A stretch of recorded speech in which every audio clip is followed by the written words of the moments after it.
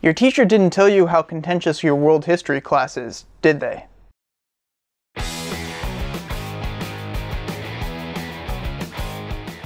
Hey, Cypher here. Something that's pretty hard to deny in world history is that most of the developed nations are European, and the rest of the world has felt their influence. An essential question for historians is why that is. In other words, why is the West strong?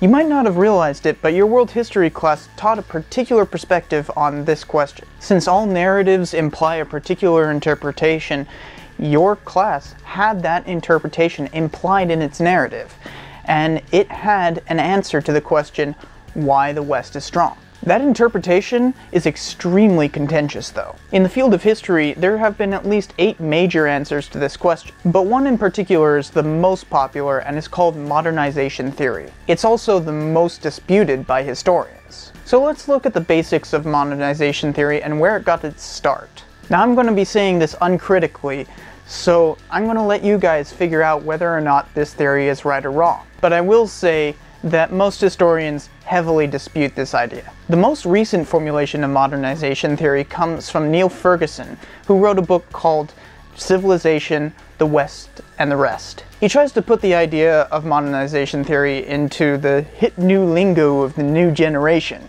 or really just show how old he is. He says that there are 6 killer apps that can be downloaded by any nation to modernize and become just as powerful as the West. You see, the essence of modernization theory is that there are particular ideas that made Europe powerful. These ideas are what made modernity, and the rest of the world need only adopt these ideas to join modernity and become powerful themselves. For Ferguson, the 6 killer apps are those ideas. He says that they are the ideals of competition, property rights, science, medicine, a consumer society, and a strong work ethic.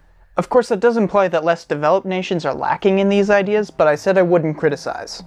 You get the basic idea though, right? There's supposed to be something unique about European history, and the rest of the world needs to emulate it to catch up. This whole idea originates with Max Weber, and yes, it's pronounced Weber, and he tried to figure out where capitalism comes from. His book argued that Calvinist Protestants, like Puritans, instilled the work ethic necessary for the formulation of capitalism. Their idea of salvation through one's ability to labor, also known as grace through works, was the ideology that spurred on the invention of the spirit of capitalism. Get it? Protestant work ethic and spirit of capitalism?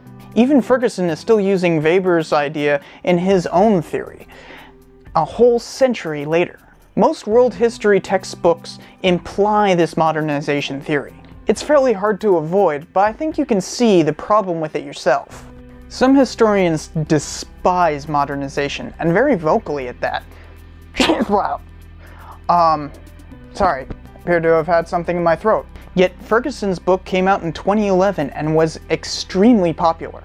It made it onto the New York Times bestseller list, and even got a documentary of its own. So tell me, do you think modernization is right or wrong? Tell me in the comments below. And also, while you're at it, tell me if I should do more episodes like this on the different theories that have come out about why the West is strong. Thanks for watching. Don't forget to subscribe and check out some previous episodes while you're at it. I'll see you next time.